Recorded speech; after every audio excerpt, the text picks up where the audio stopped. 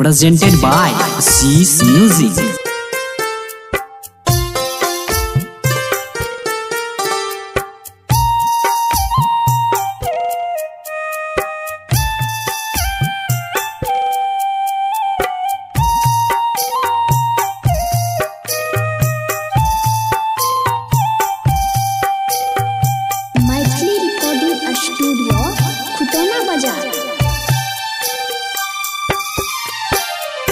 डोलिया में बैसी को तू जाई छे जान कहन दीवाना को न रहत। डोलिया में बैसी को तू जाई छे जान कहन दीवाना को न रहत। दूरी तोरा से एक पल गे जान तोहर दीवाना को न सहतो। दूरी तोरा से एक पल गे जान कहन दीवाना को न सहतो।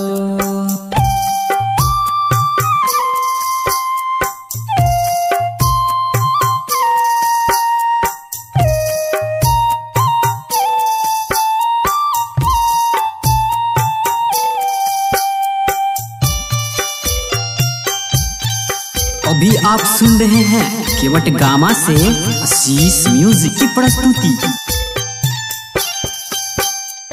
खेने तू रही क्रिया माथ पर धके हाथ गे जन्मो जन्म रहबो हम तोहर साथ गे। जन्मो जन्म रहबो हम तोहर साथ गे। खेने जे रही क्रिया माथ पर धके हाथ गे जन्मो जन्म रहबो हम तोहर साथ गे। पल भर में हमारा बनाई देला आन हम कोना जियब। पल भर में हमारा बनाई देला आन हम कोना जियब।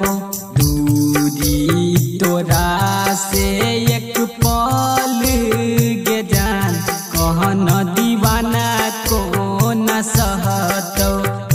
दूरी तोरा से एक पल गे जान कहन दीवाना को न सहतो। मैथिली रिकॉर्डिंग स्टूडियो खुटौना बाजार।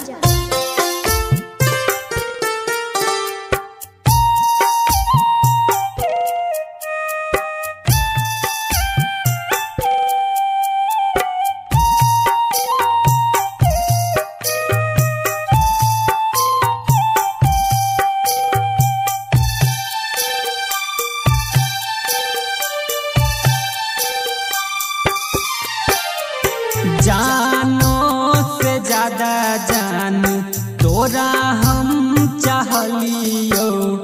छोड़ के जाई छे कसूर कवन के लियो। छोड़ के जाई छे कसूर कवन के लियो। जानो से ज्यादा जान तोरा हम चाहलियो। छोड़ के जाई छे कसूर कवन के लियो।